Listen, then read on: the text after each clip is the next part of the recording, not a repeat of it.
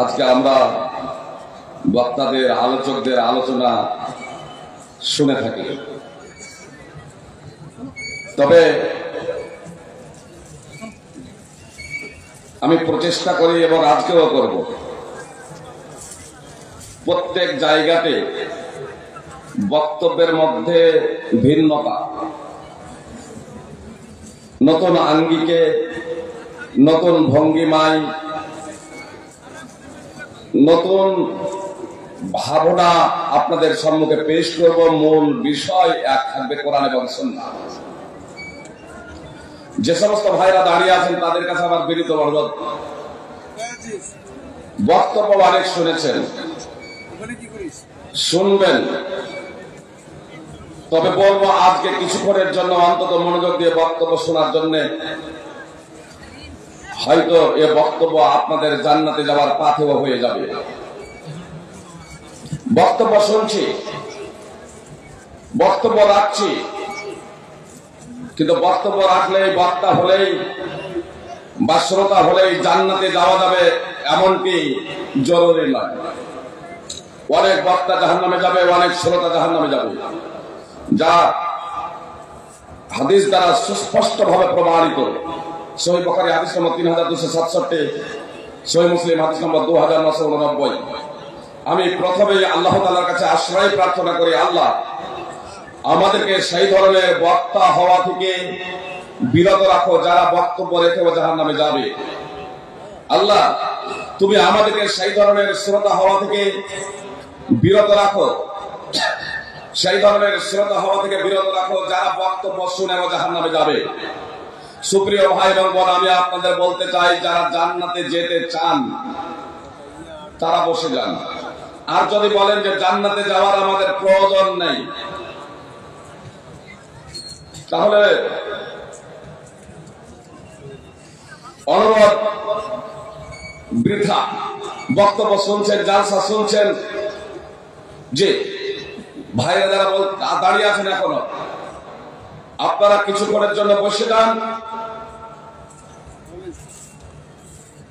এখানে আমরা সব কি মুসলিম আছি তো? অবশ্যই ইসলামটা শুধু মুসলমানদের জন্য না, ইসলাম হলো সার্বজনীন দিন। মুহাম্মদ সাল্লাল্লাহু আলাইহি সাল্লাম ইসলামের প্রবর্তক না, মুহাম্মদ সাল্লাল্লাহু আলাইহি সাল্লাম ইসলামের প্রচারক। আল্লাহ তাআলা হলেন ইসলাম ধর্মের প্রবক্তা। আল্লাহ তাআলা প্রদত্ত জীবন ব্যবস্থার নাম ইসলাম। পৃথিবীতে যত নবী রাসূল এসেছিলেন, যত পথ প্রদর্শক এসেছিলেন, প্রত্যেকেই মুসলিম ছিলেন, প্রত্যেকেই মুসলমান ছিলেন। আসলে মুসলিম যে বলছি, মুসলমান যে বলছি, এ মুসলিম আরবি শব্দ, মুসলমান ফার্সি শব্দ। অর্থাৎ আল্লাহ বিশ্ববিদ্যালয়ের কাছে আত্মসমর্পণকারী ছিলেন। আদম আলাইহিস সালাম থেকে নিয়ে পৃথিবীর সকল নবী এবং রাসূল এবং তাদের উপরে যারা ঈমান নিয়ে এসেছিলেন তারা সকলে। আমার পূর্বে শ্রদ্ধেয় শাহাবুদ্দিন সাহেব আপনাদের সম্মুখে একটা মূল্যবান কথা বলেছেন। আমরা 10,000 টাকা 20,000 টাকা দিয়ে ছেলেদের মোবাইল দিতে পারি, কিন্তু আমরা ছেলেদের বই এবং খাতা কলম কিনে দিতে পারি না। এটা বিশেষ করে মুসলিমদের জন্য অত্যন্ত লজ্জাজনক বিষয়। সুপ্রিয় ভাই এবং বোন, যে মুসলিমদের জন্য জ্ঞানার্জন করা অপরিহার্য, কথা মনোযোগ দিয়ে শুনবেন। আজকে সেই বিষয়ের জন্য আমি আলোচনা করবো ভাবলাম।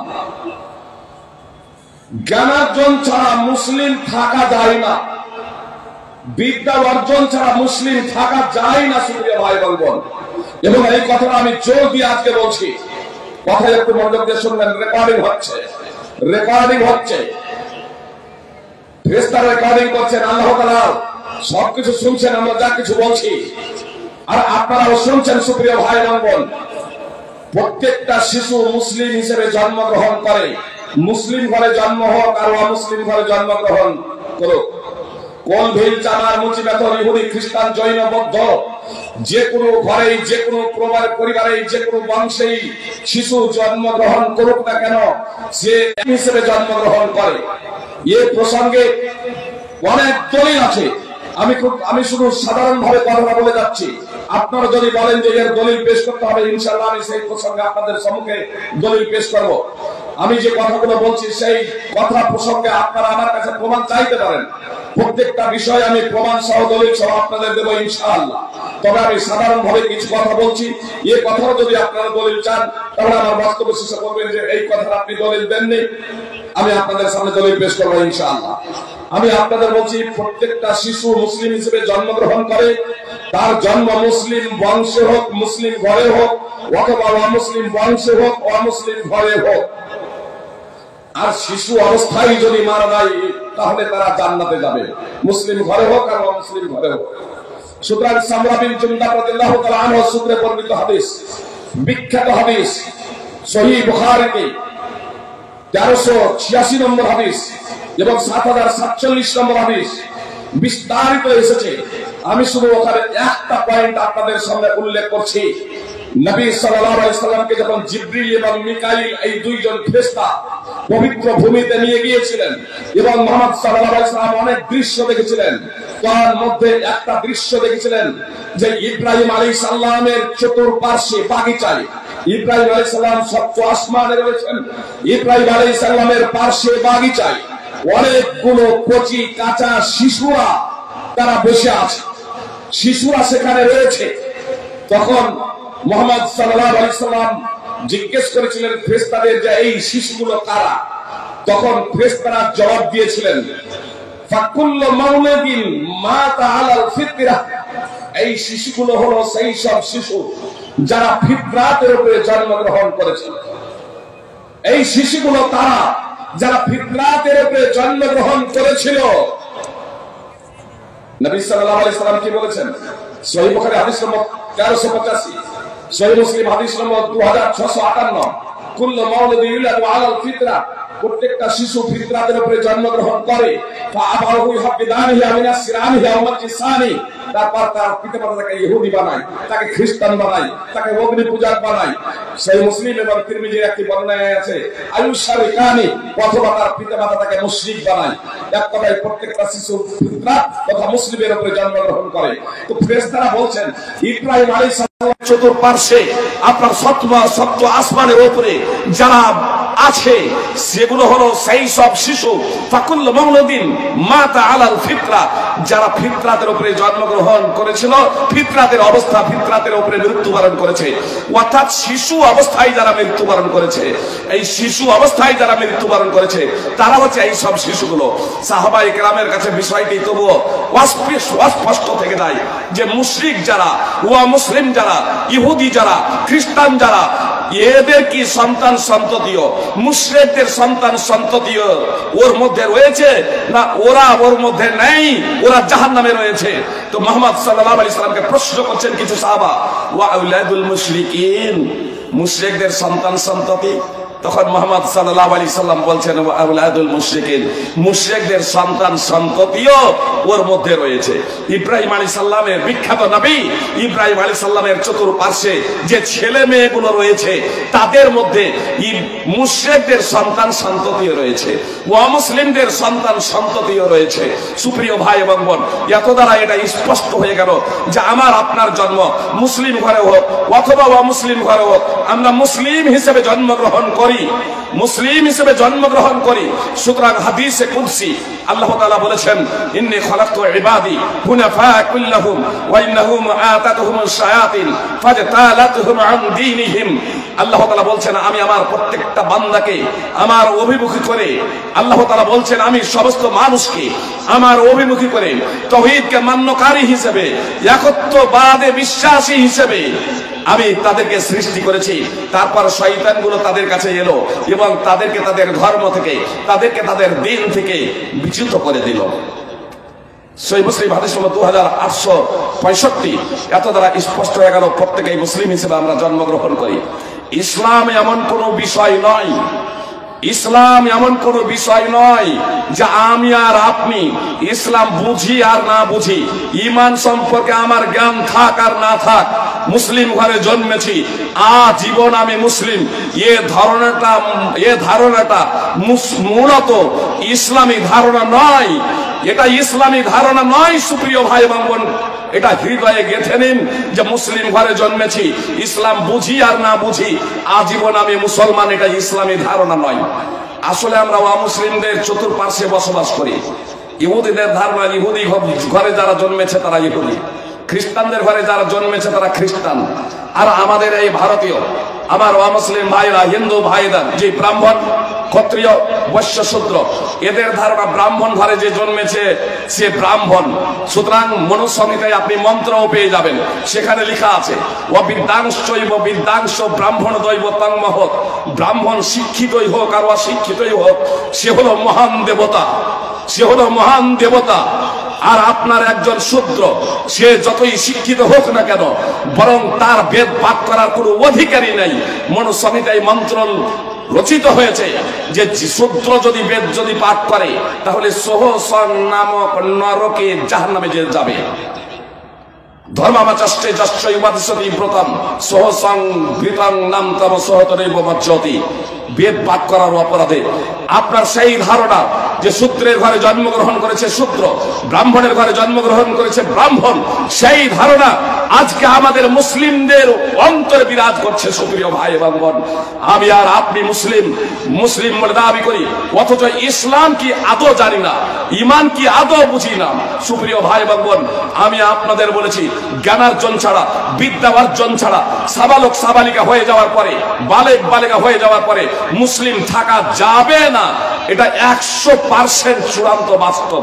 আসুন এই বিষয়টাকে একটু বোঝার প্রচেষ্টা করি। আমরা মুসলমান বংশে জন্মগ্রহণ করেছি, তাই না? কি বলছেন? আমরা বর্তমানে যারা এখানে যারা বসে আছি সাধারণত মুসলমান বংশে জন্মগ্রহণ করেছি, মানে আমাদের বাপ দাদা মুসলমান ছিল, আমরা মুসলমান। এই তো মুসলমানিত্বের আমাদের পরিচয়, যে আমাদের বাপ দাদা মুসলমান ছিল, আমরা মুসলমান। সুপ্রিয় ভাই এবং বোন, মুহাম্মদ সাল্লাল্লাহু আলাইহি সাল্লাম কোন বংশে জন্মগ্রহণ করেছিলেন জানেন? কোন বংশে? কুরাইশ কোন বংশ? কাদের বংশ? বিখ্যাত নবী রাসূলের বংশধর। ইব্রাহিম আস্ত হয়ে যাচ্ছে, একটা হচ্ছে ইসহাক, একটা হচ্ছে ইসমাইল। ইসহাক ইয়াকুবের বংশে আপনার বনে ইসরাইলের সূত্র ধরে আপনার ইহুদি এবং খ্রিস্টান। আর ইসমাইল আলাইহিস সালামের বংশে আপনার মুশরিক, ইসমাইল আলাইহিস সালামের বংশে মুশরিক আপনার কুরাইশ বংশ। ইসমাইল আলাইহিস সালামের বংশে প্রথমত তারা ঈমানদার ছিল, পরবর্তীতে আপনার তাদের মধ্যে শিরকের সংমিশ্রণ ঘটে, ফলে তারা আপনার মুশরিকে পরিণত হয়ে যায়, পত্তলিকে পরিণত হয়ে যায়, ওয়া মুসলিম হয়ে যায়। ইসমাইল আলাইহিস সালামের বংশে একমাত্র নবী মুহাম্মদ সাল্লাল্লাহু আলাইহি সাল্লাম ছাড়া দ্বিতীয় কোনো নবী জন্মগ্রহণ করেন নাই। ইসমাইল আলাইহিস সালামের বংশে একমাত্র মুহাম্মদ সাল্লাল্লাহু আলাইহি সাল্লাম ছাড়া দ্বিতীয় কোনো নবী জন্মগ্রহণ করেন নাই। সুপ্রিয় ভাই এবং বোন, এই মুহাম্মদ সাল্লাল্লাহু আলাইহি সাল্লাম ইব্রাহিম এবং ইসমাইল আলাইহিস সালামের বংশে জন্মগ্রহণ করেছিলেন, অথচ 40 বছর বয়স হয়ে গিয়েছিল, তিনি ঈমান কি জানতেন না। তিনি কি সাধারণ ব্যক্তি ছিলেন? কত মহান ব্যক্তি ছিলেন। আরবের মাটিতে গোত্রীয় এবং বংশীয়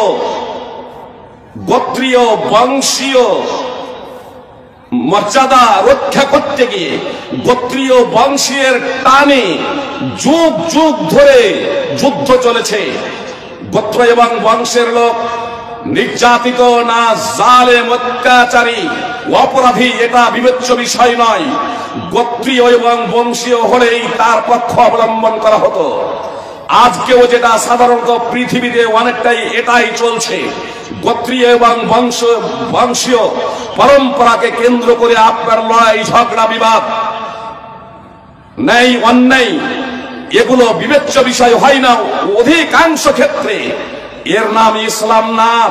মুহাম্মদ সাল্লাল্লাহু আলাইহি সাল্লামের বয়স যখন 20 বছর বয়স, এই 20 বছর বয়সে আরবের মাটিতে শান্তি প্রতিষ্ঠার লক্ষ্য এবং উদ্দেশ্যে আরবের মাটিতে নির্যাতিত ব্যক্তিদের সাহায্য সহযোগিতার জন্য অত্যাচারী জালেমকে তাদের অপরাধ থেকে বিরত রাখার জন্য আরবের মাটিতে শান্তি প্রতিষ্ঠার লক্ষ্য এবং উদ্দেশ্যে, মানবতা প্রতিষ্ঠার লক্ষ্য এবং উদ্দেশ্যে একটা সংগঠন, একটা সংস্থা প্রতিষ্ঠা করেছিলেন।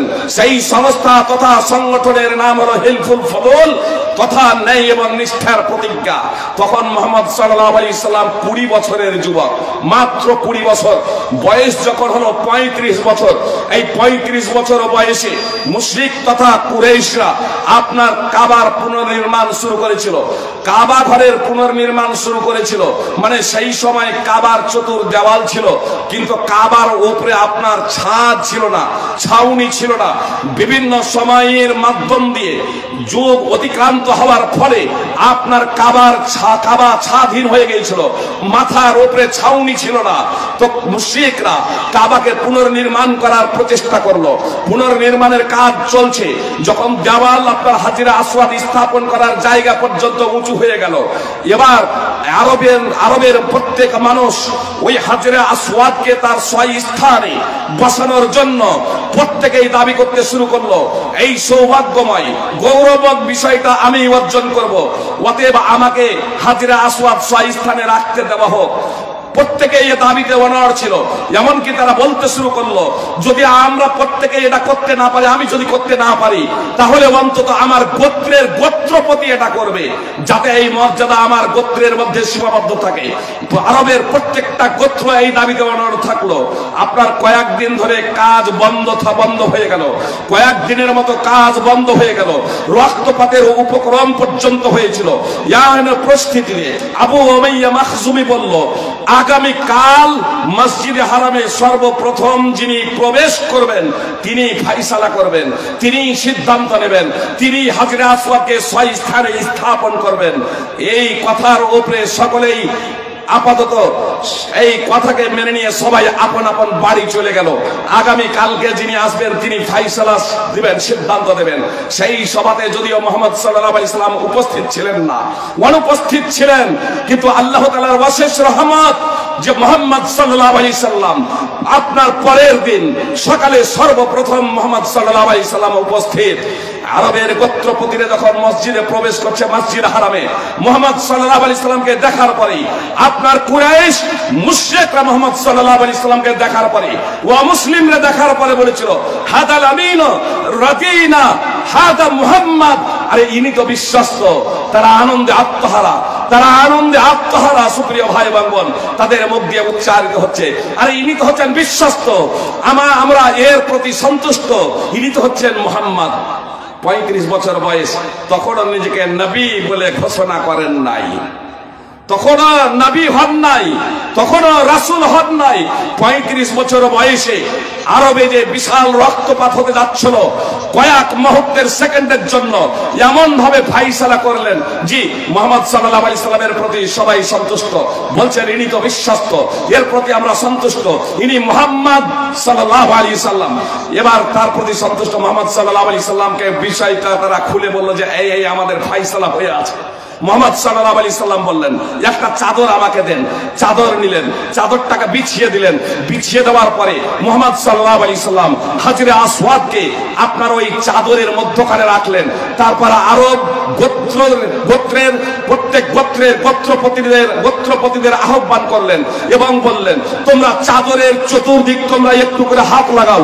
চাদরে হাত লাগালেন, হাজরে আসওয়াদ যেখানে স্থাপন করা আছে সেই পর্যন্ত চাদরকে উঁচু করতে বললেন।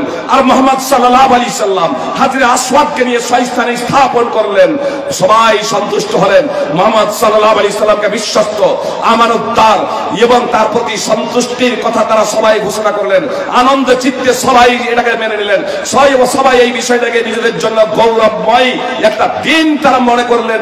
সুপ্রিয় ভ্রাতৃবৃন্দ, এবার মুহাম্মদ সাল্লাল্লাহু আলাইহি সাল্লামের বয়স হলো 40 বছর। আল্লাহ তাআলা তাকে নবুয়ত দিলেন, রিসালাত দিলেন, নবী এবং রাসূল বানানোর সুপ্রিয় ভাই এবং বোন, আমি এতটা প্রসঙ্গ আপনাদের সম্মুখে নিয়ে এলাম যে মুহাম্মদ সাল্লাল্লাহু আলাইহি সাল্লাম 40 বছরের আগেও অনেক মহান, অনেক গুরুত্বপূর্ণ কাজ করেছেন।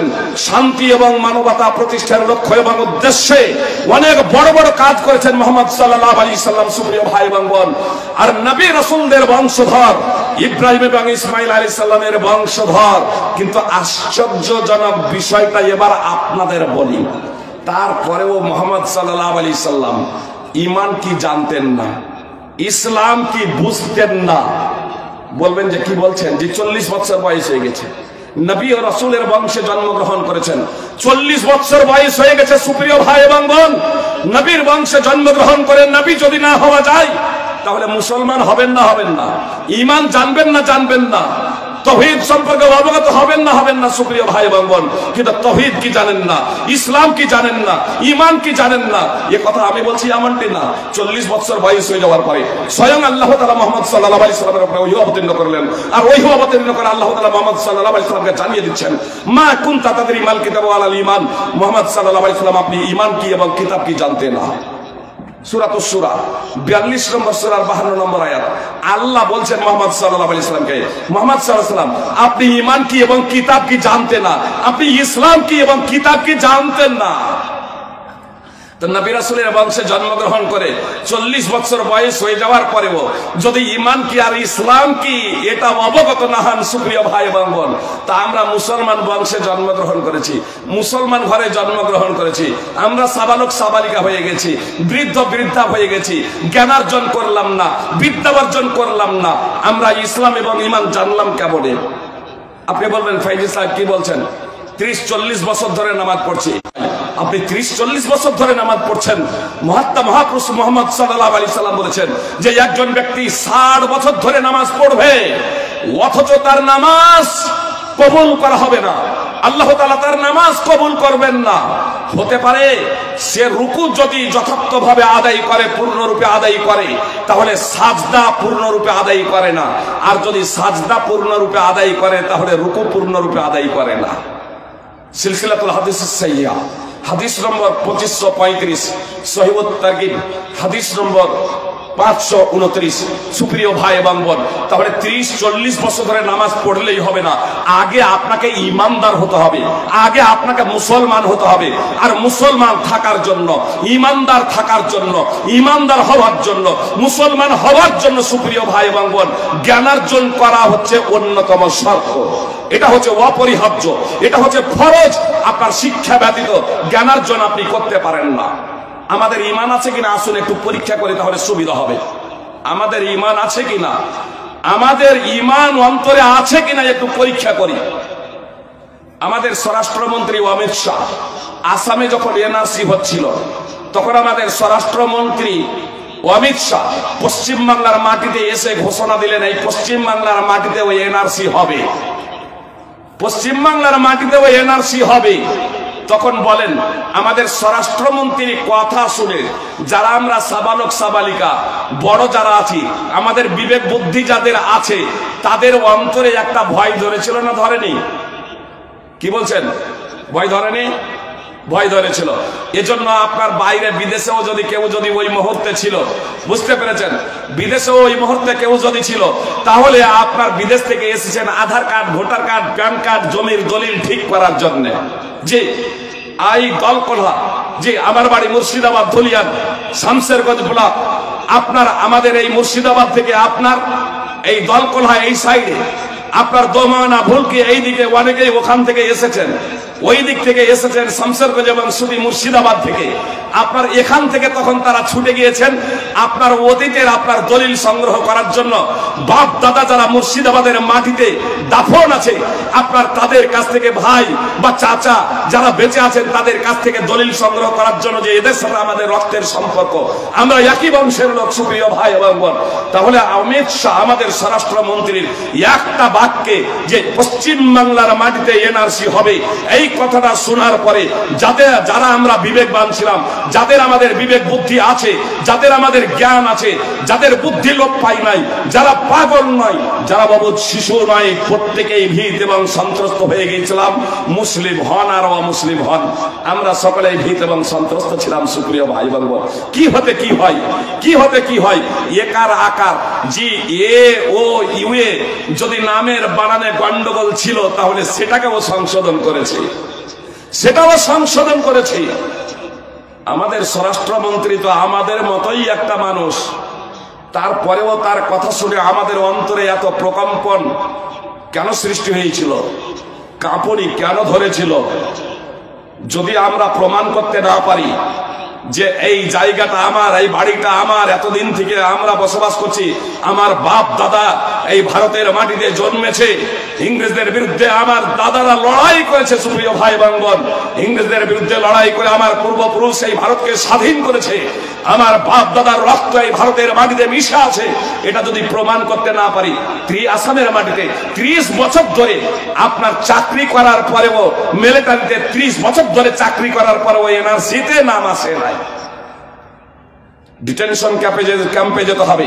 ভয় এবং ভীতি অন্তরে বিরাজ করছিল আমাদের। সুপ্রিয় ভাই এবং বোন, আমি আপনাদের বলতে চাই, যদি আমাদের মতো একটা মানুষের কথা শুনে এত ভয় হয়ে যায় যে ডিটেনশন ক্যাম্পে যেতে হবে, তো মহান আল্লাহ তাআলা যখন আপনার কঠোর এবং হুঁশিয়ারপূর্ণ ধমকি স্বরূপ কথা বলবে, তখন আমাদের অন্তরে প্রকম্পন সৃষ্টি হওয়া উচিত না, উচিত নয়?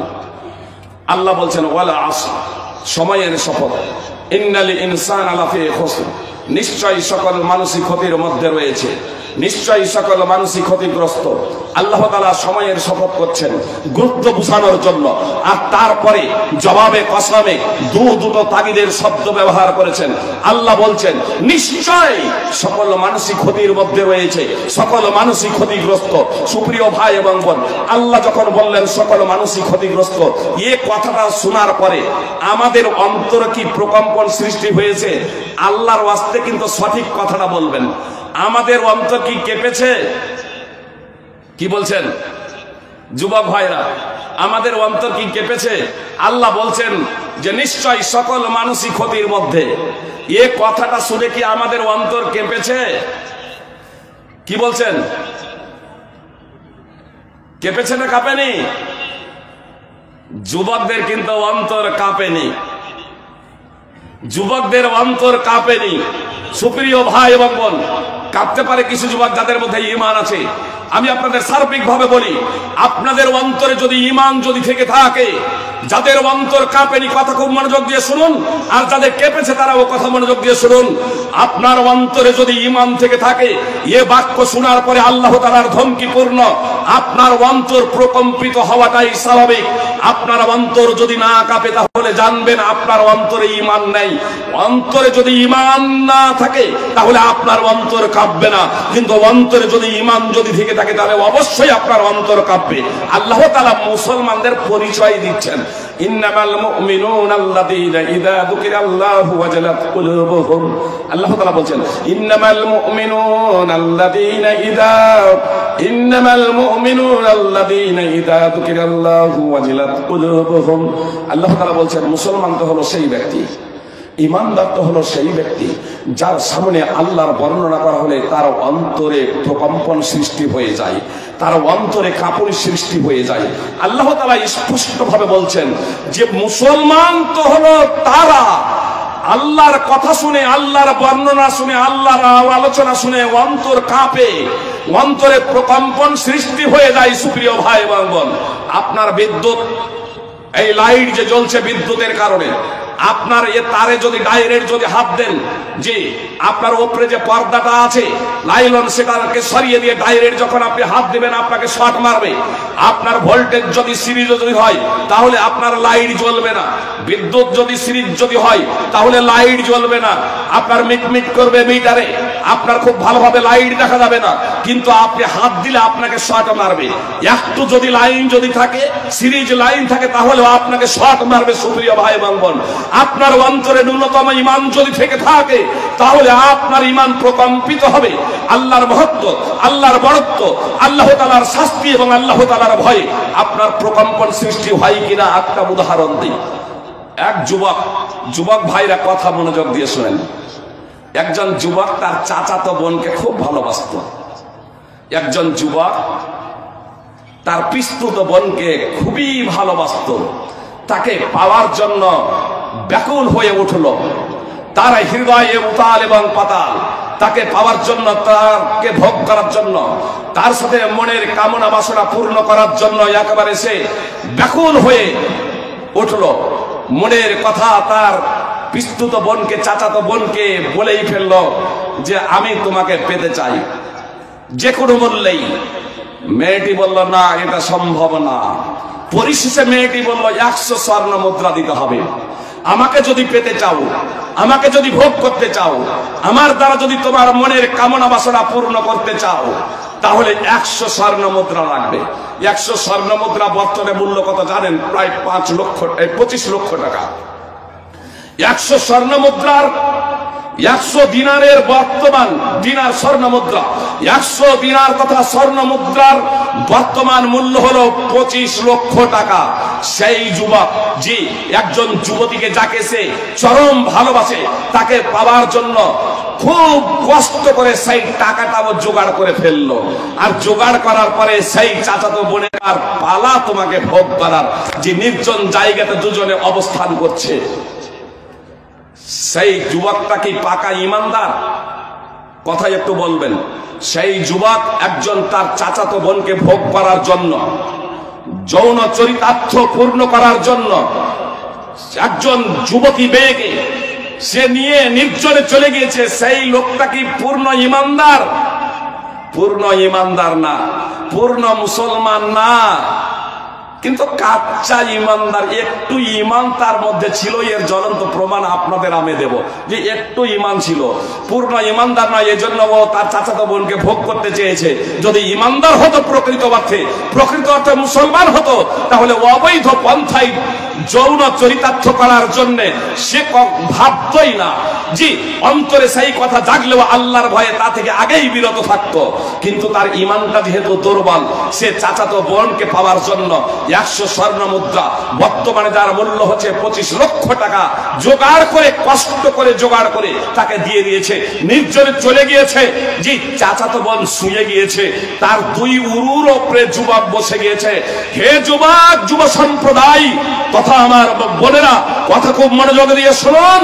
ওই অবস্থায় যখন একজন যুবক যৌন চরিতার্থ করার লক্ষ্য এবং উদ্দেশ্যে 25 লক্ষ টাকা দিয়েছে, আর তার উরুর উপরে বসে গেছে, কোনো মানুষ দেখে নাই, কোনো মানুষ দেখে নাই, সেখানে তৃতীয় কোনো মানুষ নেই।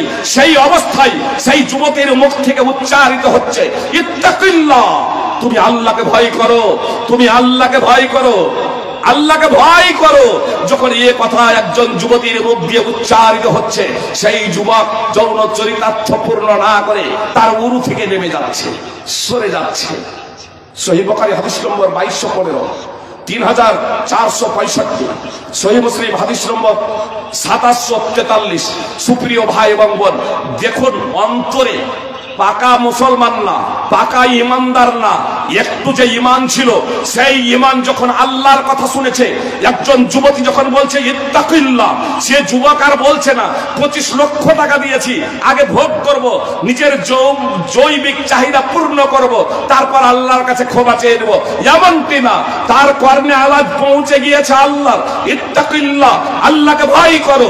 এ কথা যখন তার অন্তরে কর্ণে পৌঁছে গিয়েছে, তখন সঙ্গে সঙ্গে উরুর ওপর থেকে নেমে যাচ্ছে, জৈবিক চাহিদা পূর্ণ করছে না, আল্লাহ তাআলার কাছে তওবা করছে। সুপ্রিয় ভাই এবং বোন, আল্লাহ তাআলার কাছে তওবা করে সেই আর পাপ কাজের দিকে ধাবিত না হওয়ার দৃঢ় প্রতিজ্ঞাবদ্ধ হয়ে যাচ্ছে। সুপ্রিয় ভাই এবং বোন, দেখুন ঈমান কাকে বলে? অন্তরে যদি, কানে যদি আল্লাহর যদি আওয়াজ যদি পৌঁছে যায়, অন্তর প্রকম্পিত হবে, এটাই স্বাভাবিক। একজন যুবক পূর্ণ পূর্ণ নিয়ন্ত্রণে নাগালের মধ্যে পেয়ে ওই একজন যুবতীকে উরুর উপরে বসে গিয়েছে। তারপরে নিজেকে কিভাবে নিয়ন্ত্রণ করলো, তারপরে নিজেকে কিভাবে কন্ট্রোল করলো, এই বিষয়টি আপনার অন্তরে গেঁথে নিন সুপ্রিয় ভাই এবং বোন। আপনার অন্তরে যদি ঈমান থাকে তাহলে না আপনার বিবেক সাড়া দেবে, আপনার জীবনটা পরিবর্তন হবে।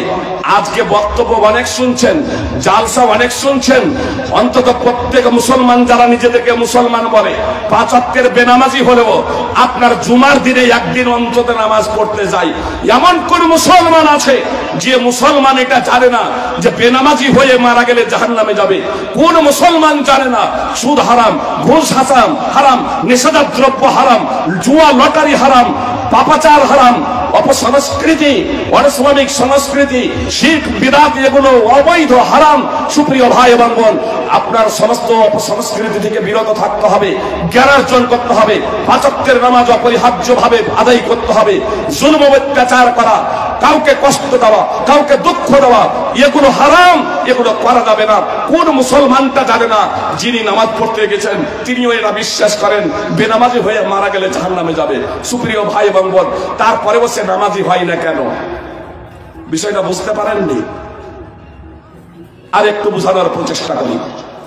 একজন যুবক একজন যুবতীর 2 ইউরোর উপরে বসে গিয়েছে। আল্লাহর নাম শোনার পরে সে আর নিজের জৈবিক চাহিদা পূর্ণ করছে না। যে তখনও স্টেট করে নাই, তখনও কাজ সম্পূর্ণ করে নাই, কাজ শুরু করে নাই, কাজ করার জন্য বসে গিয়েছে। আর সেই মুহূর্তে একজন যুবতী বলছে ইত্তাকিল্লাহ, যে যার উপরে বসেছে সেই বলছে ইত্তাকিল্লাহ, আল্লাহকে ভয় করো।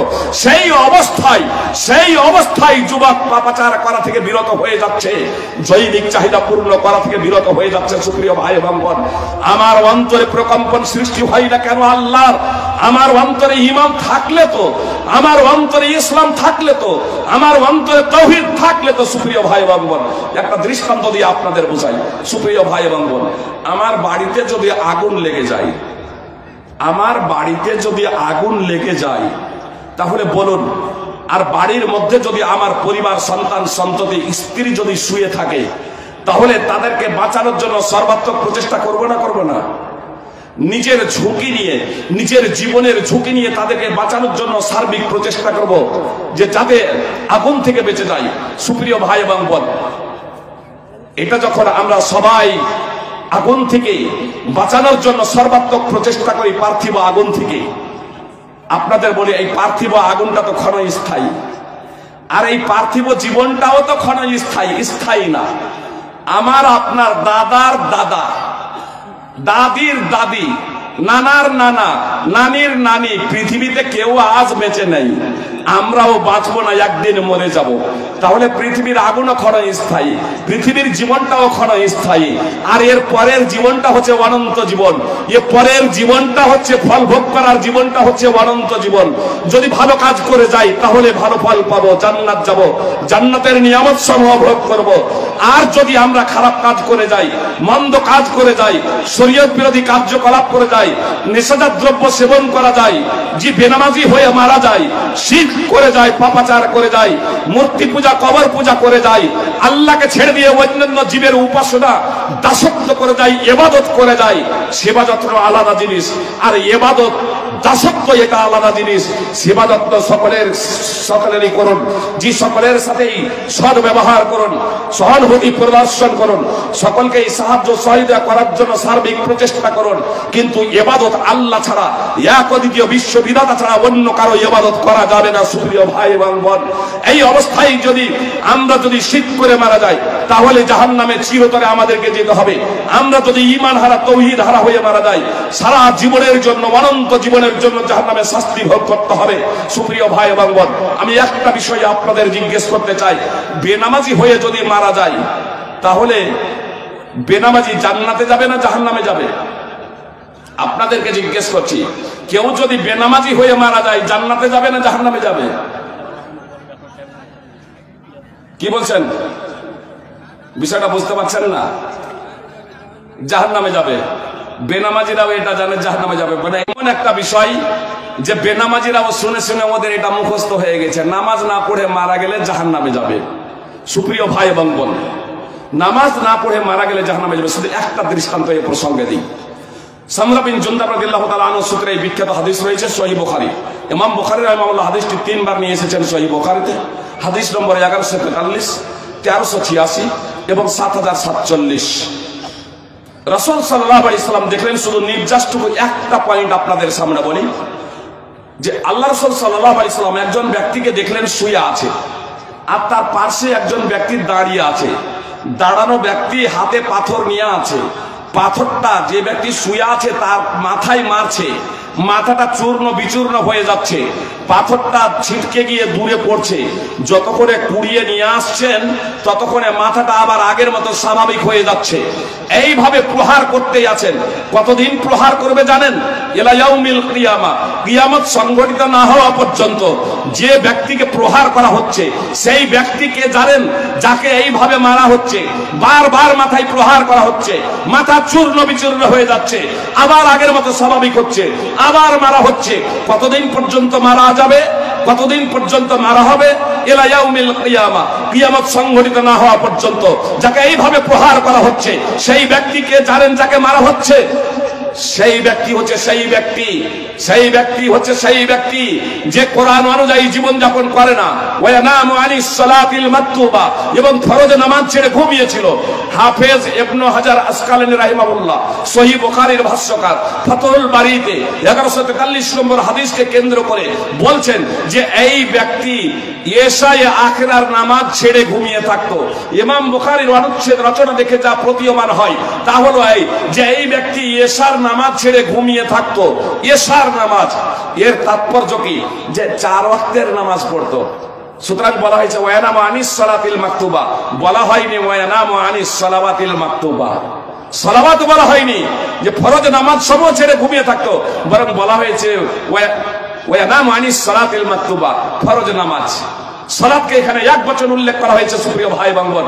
এজন্য ইমাম বুখারী রাহিমাহুল্লাহর অনুচ্ছেদ রচনাকে কেন্দ্র করে ইমাম ইবনে হাজার আসকালানী রাহিমাহুল্লাহ বলছেন যে সেই ব্যক্তি এশায়ে আখিরা তথা এশার নামাজ ছেড়ে ঘুমিয়ে থাকতো। মানে এক ওয়াক্তের নামাজ না পড়ার জন্য পরিণতি কি হলো? কিয়ামত পর্যন্ত তাকে পাথর দিয়ে মারা হবে। যে ব্যক্তি এক ওয়াক্তের নামাজ না পড়ে মারা যাবে তাকে কিয়ামত পর্যন্ত পাথর দিয়ে প্রহার করা হবে। সুপ্রিয় ভাই বোন, দুনিয়ার আগুন থেকে বাঁচানোর জন্য আমার এত তাগাদা তৎপরতা ছিল। আমার আপনার সন্তান সন্ততি, আমার আপনার অর্ধাঙ্গিনী বা স্ত্রী নামাজ পড়ে স্বামী, আমার আপনার আত্মীয় স্বজন, আমার আপনার পাড়া প্রতিবেশী বেনামাজি আছে, অথচ আমাদের তৎপরতা নেই কেন? দুনিয়ার আগুন থেকে বাঁচানোর জন্য আমাদের তাগাদা ছিল, জাহান্নামের আগুন থেকে বাঁচানোর জন্য এই তৎপরতা নেই কেন? সুপ্রিয় ভাই এবং বোন, আসলে আমাদের ঈমান হয় নেই, অথবা যদি আছে তাহলে একেবারে দুর্বল। একটি বিষয় মনোযোগ দিয়ে শুনুন। ঈমান বিধ্বংসী 10টি কারণ আছে। যে কারণে ঈমান নষ্ট হয়ে যাবে, যে কারণে ইসলাম বিনষ্ট হয়ে যাবে, যে কারণে একজন মুসলিম অমুসলিম হয়ে যাবে, ধর্মচ্যুত হয়ে যাবে, মুরতাদ হয়ে যাবে, আর মুসলমান থাকবে না, সেই কারণ সমূহ হলো 10টি। সুপ্রিয় ভাই এবং বোন, ঈমান বিনষ্টকারী বিষয় আপনারা বুঝতে পারছেন। হয়তো এই বিষয় নিয়ে আলোচনা খুবই কম হয়, এই জন্য আপনাদের হয়তো বুঝতে অসুবিধাও হতে পারে। একটা বিষয় বলি তাহলে বুঝতে সুবিধা হবে। ওযু নষ্ট হয়ে যাওয়ার কিছু কারণ আছে না নাই? ওযু নষ্ট হয়ে যাওয়ার কিছু কারণ আছে না নাই? বেশ কিছু কারণ আছে, বেশ কিছু কারণ আছে যে কারণে ওযু নষ্ট হয়ে যায়। নামাজের জন্য ওযু শর্ত। এখন কোনো ব্যক্তি ওযু না করেই যদি নামাজ পড়ে নামাজ হবে? নামাজ হবে না। একজন ব্যক্তি ওযু করলো আর ওযু করে নামাজ শুরু করেছে সুপ্রিয় ভাই এবং বোন, কিন্তু তার বাতকর্ম হয়ে গেছে। এবার যদি নামাজ চালিয়ে যায়, আল্লাহু আকবার বলেছে, তার বাতকর্ম হয়ে গেছে, বায়ু নির্গত হয়ে গেছে, ওযু বিনষ্ট হয়ে যাওয়ার কারণ সংগঠিত হয়ে গেছে। এখন যদি সেই ব্যক্তি নামাজ চালিয়ে যায়, নামাজ হবে? আমার আপনার দৃষ্টিতে তো নামাজ হয়ে যাবে। আমার আপনার এই চোখের দৃষ্টিতে যদি তার গন্ধ যদি না পাওয়া যায় পাশে থেকে, আবার যদি না শোনা যায়, তাহলে ওর যে বাতকর্ম হয়েছে আমি আপনি বুঝতে পারলাম না, কিন্তু ও নিজে জানছে আমার দৃষ্টিতে তার নামাজ হয়ে যাচ্ছে, কিন্তু প্রকৃত অর্থে তার নামাজ হবে না। আর তার যদি এই বিধানটা জানা না থাকে যে বাতকর্ম হলে ওযু নষ্ট হয়ে যায়, তাহলে তার নিকটে তার ধারণাতে তার নামাজটা হয়ে যাচ্ছে, তাই না? যে ওযু বিনষ্ট হয়ে যাওয়ার কারণ সম্পর্কে অনেকেই অবগত না। যে পায়খানা প্রস্রাবের দ্বার দিয়ে যদি কোনো কিছু বের যদি হয় তাহলে ওযু বিনষ্ট হয়ে যাবে। জি, মলমূত্র ত্যাগ করা হলে ওযু বিনষ্ট হয়ে যাবে। এক ব্যক্তি ওযু করে আসরের ওযুতে মাগরিবের নামাজ পড়ে, কখনো মাগরিবের ওযু করেন নাই। এক মাওলানা সিরাজুল ইসলাম তিনি বলছেন, বাপজি আপনাকে যে ওযু করতে দেখতে পাই না, তো বলছে তোমাদের মতো কি আমরা দুর্বল? আমার বডিটা দেখছো না, স্টিল বডি। আগেকার লোক আমরা, ওযু নষ্ট হয় না, আসরে বাড়ি থেকে ওযু করে বের হয়, আসরের নামাজ পড়ি, তারপরে এগুলাই ঘোরাফেরা করি, আবার মাগরিবের সেই ওযুতেই নামাজ পড়ি। তো মাওলানা সাহেব বলছেন আপনি কখনো মলমূত্র ত্যাগ করেন না? মাওলানা সাহেব বলছে ওযু কখনো নষ্ট হয় না? তো বলছে না, আমি মনে করে রাখি ওযু কখনো নষ্ট হয় না। ছেলেদেরকে একদিন বললো যে ওযু নষ্ট হয় কিনা একটু লক্ষ্য করো তো। দুদিন পরেই সেই ভদ্রলোক আপনার বাথরুমে গিয়েছে মাইনাস করার জন্য, 1 নম্বর করার জন্য, প্রসাব করার জন্য গিয়েছে। দুটো ছেলে ফলো করছে, এইদিকে নামাজ, মাগরিবের আযান হয়ে আপনার নামাজ শুরু হয়ে গেছে। ওই ভদ্রলোক ওযু না করে আপনার নামাজে কাতারে দাঁড় হয়ে গেছেন, ওই ছেলে দুটো পাশে দাঁড় হয়ে গেছেন। নামাজ শেষ হলে মাওলানাকে এসে বলছেন চোর আজকে ধরা গেছে। পেশাব করেছেন, আযান হচ্ছিল তখন পেশাব করতে গেলেন, নামাজ শুরু হয়ে গেছে, উনি ওযু না করে নামাজে দাঁড়িয়ে গেছেন। ভদ্রলোককে জিজ্ঞেস করছেন যে বাবাজি আপনি ওযু করতে ভুলে গিয়েছিলেন নাকি? বলছে কয়দিন বলবো যে স্টিল বডি, বাড়ি থেকে ওযু করে এসেছি। তখন ছেলে দুটো বলছে, এই দাদু আপনি যে ওখানে যে প্রসাব করলেন আযানের সময়, যে ওযু করেননি? তো বলছে হ্যাঁ আমি প্রসাব করেছি। তাহলে হাঁটু ঢেকে ঢেকে প্রসাব করেছি, মেয়ে ছেলেদের মতো প্রসাব করি নাই। মানে ওর ধারণা হাঁটুর উপরে কাপড় উঠলে ওযু নষ্ট হবে, প্রসাব পায়খানা করলে ওযু নষ্ট হবে না, তার ধারণা আমাদের সুপ্রিয় ভাই এবং বোন। তাহলে সেই ব্যক্তি কতদিন এইভাবে নামাজ পড়ে চলে গিয়েছে সুপ্রিয় ভাই এবং বোন, কতদিন? हाजी मकबूल हुसैन किशनगंज থেকে, हाजी मकबूल हुसैन किशनगंज থেকে মারা গিয়েছে। কতদিন এইভাবে নামাজ পড়ে চলে গিয়েছে ভাই, তার কি নামাজ কি হয়েছে? আদৌ তার নামাজ হয় নাই সুপ্রিয় ভাই এবং বোন। আমি এই বিষয়টি আপনাদের সম্মুখে উপস্থাপন করলাম যে ওর ধারণাতে ওর নামাজ এতদিন হয়ে গেছে, তাই না? ওর ধারণাতে নামাজ হয়ে গেছে এতদিন। আমাদের ধারণাতে আমরা মুসলমান সুপ্রিয় ভাই এবং বোন। ঈমান বিনষ্টকারী 10টি বিষয় আছে, সময় নেই বিস্তারিত আলোচনা করার, আমি শুধু একটি আপনাদের বলবো, কথা এদি করে দেব, কথা মনোযোগ দিয়ে শুনুন। আল ইরাদ আন দীনিল্লাহ, ঈমান বিনষ্টকারী 10টি বিষয়ের মধ্যে একটি বিষয় হলো আল ইরাদ আন দীনিল্লাহ, আল্লাহর দ্বীন থেকে বিমুখতা অবলম্বন করা। ওয়ালা ইয়াতাআল্লামুহু ওয়ালা ইয়ামালু বিহি, আল্লাহর দ্বীন শিখে না, আল্লাহর দ্বীন অনুযায়ী জীবন যাপন করে না। এটা হলো ঈমান বিধ্বংসী একটা কারণ। আমাদের বলুন তো সিংহভাগ যারা 5 ওয়াক্তের নামাজ পড়ে না, 5 ওয়াক্তের যারা নামাজ পড়ে না, তারা কি দ্বীনে ইসলাম শিখেছে? দ্বীনে ইসলামের প্রতি আমল করে? ঈমান শিখেছে, ঈমান জানে? তাহলে তারা মুসলমান কেমনে তারা মুসলমান থাকে সুপ্রিয় ভাই এবং বোন? মুসলমান হলেও তো দ্বীনে ইসলাম থেকে যদি বিমুখতা কেউ যদি অবলম্বন করে, তাহলে ঈমান এবং ইসলাম থেকে বিচ্যুত হয়ে যাবে সুপ্রিয় ভাই এবং বোন। ঈমান এবং ইসলাম থেকে বিচ্যুত হয়ে যাওয়া, ঈমান এবং ইসলাম বিনষ্ট হয়ে যাওয়ার মধ্যে একটা কারণ হলো আল ইরাদ আন দীনিল্লাহ, দ্বীনে ইসলাম থেকে বিমুখতা অবলম্বন করা। দ্বীনে ইসলাম থেকে বিমুখতা অবলম্বন করার তাৎপর্য হলো ইসলামের যে মৌলিক বিষয়, ঈমানের যে মৌলিক বিষয়, সেই বিষয়গুলো জানে না, শিখে না, এবং সেই অনুযায়ী তারা বিশ্বাস রাখে না, তার প্রতি আমল করে না। এটা ঈমান বিধ্বংসী কারণ সুপ্রিয় ভাই এবং বোন। এই দৃষ্টিকোণ থেকে আমরা আমাদের অজান্তেই মুসলমান হয়ে গেছি, অজান্তেই মুসলমান হয়ে গেছি। আর যে কারণে বক্তব্য শোনার পরে, কোরআন এবং হাদিসের আলোচনা শোনার পরে, অনেক বিষয় জানার পরে আমরা তা জীবনে বাস্তবায়ন করি না সুপ্রিয় ভাই এবং বোন। এজন্য আমাদের সর্বপ্রথম যে বিষয়টা দরকার সেটা হলো আমাদের ঈমান প্রসঙ্গে জ্ঞানার্জন করা, ইসলাম প্রসঙ্গে জ্ঞানার্জন করা। আপনার কবরে, কবরে আপনার যখন দাফন করে, কবর যে বলছি তো বলবেন যাদের পুড়িয়ে দেওয়া হয়, যাদের বাঘের শ্রীগালে যাদের খেয়ে নেই, যারা এরকম জলে ডুবে মারা পড়ে যায়, যাদেরকে কবর দেওয়াই হয় না, তাদের কি পরিণত হবে? সুপ্রিয় ভাই এবং বোন, কবর বলতে বারজাকি জীবন। তাকে 3.5 হাত মাটিতে কবর খুঁড়ে ভরে দেওয়া হোক, গর্ত খুঁড়ে ভরে দেওয়া হোক, অথবা পুড়িয়ে ছাই করে দেওয়া হোক, অথবা যে কোনো অবস্থায় তার মৃত্যু, যে কোনো অবস্থায় তার লাশ থাক না কেন, সুপ্রিয় ভাই এবং বোন, মৃত্যুর পরে বারজাকি জীবন লাভ করে। আর এই বারজাকি জীবনে 2 জন ফেরেশতা আসেন। বারজাকি জীবনে আপনার ফেরেশতা আসেন, তাকে প্রশ্ন করেন, মার রাব্বুকা। উসুলে দ্বীন প্রসঙ্গে প্রশ্ন করেন, ইসলামের মূল বিষয় প্রসঙ্গে প্রশ্ন করেন, তোমার রবকে, প্রতিপালককে। এই শুনে শুনে আল্লাহ এতটুকু তখন আর স্মরণে আসবে না। যদি রবের পরিচিতি সম্পর্কে অবগত না হন এবং সেই সম্পর্কে জীবনযাপন না করেন, প্রশ্ন করা হবে তোমার প্রতিপালককে, তোমার দ্বীন কি, তোমার ধর্ম কি।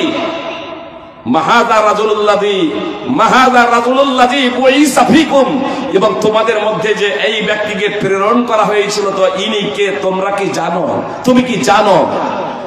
তো সেই ব্যক্তি যদি ঈমানদার হয়, তাহলে তখন সে বলবে, রব্বি আল্লাহ, আমার রব হলো আল্লাহ, দ্বীন আল ইসলাম, আমার দ্বীন হলো ইসলাম,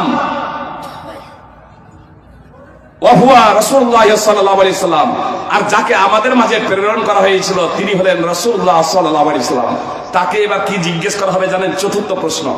কবরে কয়টা প্রশ্ন করা হবে? 3টা জানেন, কিন্তু এই 3টার পরে একটা প্রশ্ন করা হবে, চতুর্থ প্রশ্ন। এই চতুর্থ প্রশ্নটা করা হবে ওয়ামা দিনুকা। মুসনাদ আহমদের বর্ণনা আর সুনানে আবু দাউদের বর্ণনায় আছে ওয়ামা ইউদরিকা, তুমি কেমনে জানলে, তুমি কিভাবে জানলে, তোমাকে কে জানালো, তুমি কিসের মাধ্যমে অবগত হলে যে তোমার প্রতিপালক হলেন আল্লাহ, তোমার রব হলেন আল্লাহ, তোমার দ্বীন ধর্ম হলো ইসলাম, এবং তোমাদের মাঝে যাকে প্রেরণ করা হয়েছিল তিনি হলেন মুহাম্মদুর রাসূলুল্লাহ সাল্লাল্লাহু আলাইহি সাল্লাম, এটা তুমি জানলে কি করে? তখন সে কি বলবে জানেন? কাতাবো কারাতো কিতাব আল্লাহ ফাআমানতু বিহি ওয়া সাদ্দাকতু, আমি আল্লাহর কিতাব পড়েছি, আমি পবিত্র কোরআন পড়েছি, তার উপরে ঈমান নিয়ে এসেছি, কোরআনের প্রতি স্বীকৃতি জ্ঞাপন করেছি এবং তাকে সত্যায়ন করেছি। সুপ্রিয় ভাই এবং বোন, মুসনাদ আহমদ হাদিস নম্বর 18534, সুনানে আবি দাউদ হাদিস নম্বর 4753। আপনি কোরআন পড়লেন না, জিজ্ঞেস করা হচ্ছে কোরআন তো পড়তে জানি না, আপনি ইসলাম সম্পর্কে জানলেন না, ঈমান সম্পর্কে জানলেন না, তাহলে আপনি কি জবাব দেবেন কবরে? কি জবাব দেবেন? জবাব দিতে যদি না পারেন, ঈমান এবং ইসলাম সম্পর্কে যদি জ্ঞান না থাকে, ঈমান এবং তাওহীদ শূন্য হয়ে যদি মৃত্যুবরণ যদি করেন, তাহলে সে তখন বলবে এই বিষয়গুলো সম্পর্কে হা হা লা আদরি, আফসোস আমি তো কিছুই জানি না। তখন এই ব্যক্তির ওই কবরে শাস্তি শুরু হয়ে যাবে। সুপ্রিয় ভাই এবং বোন, বিস্তারিত কথা বলার সময় নেই, আমি শুধু আপনাদের এতটুকু বলি, আল্লাহ তাআলা এজন্যই বলেছেন ফাইলামান্নাহু লা ইলাহা ইল্লাল্লাহ ওয়াস্তাগফির লিযামবিক।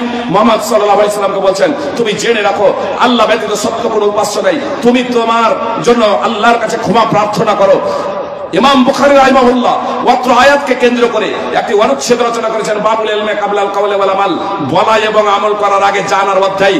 আপনি যে নামাজ পড়বেন আগে নামাজটা কি জানতে হবে, আপনি যে নিজেকে মুসলমান বলবেন তাহলে ইসলামটা কি আপনাকে জানতে হবে, ঈমানটা কি আপনাকে জানতে হবে। সুপ্রিয় ভাই এবং বোন, ঈমান এবং ইসলাম না জেনে আপনি যদি নামাজ পড়তে শুরু করে দেন, তাওহীদ এবং ঈমান শূন্য অবস্থায় যদি নামাজ যদি পড়েন, নামাজ পড়াই হবে, জান্নাতে যাওয়ার প্রশ্নই নাই।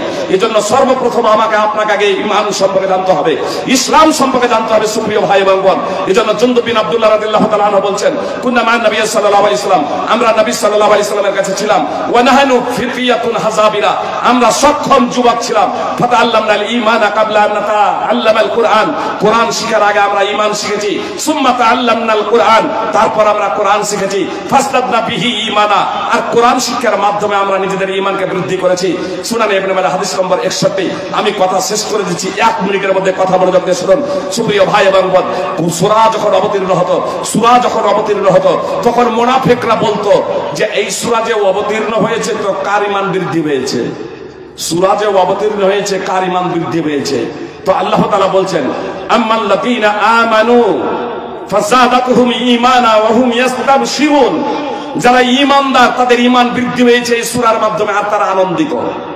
আর তারপর আল্লাহ তাআলা বলছেন যাদের অন্তরে ব্যাধি আছে, যারা নকল মুসলমান, যারা মুনাফিক, যারা নকল মুসলমান, তাদের আরো এই সূরার মাধ্যমে ব্যাধি বৃদ্ধি হয়েছে।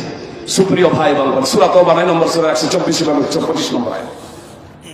রাফিকুল ইসলাম।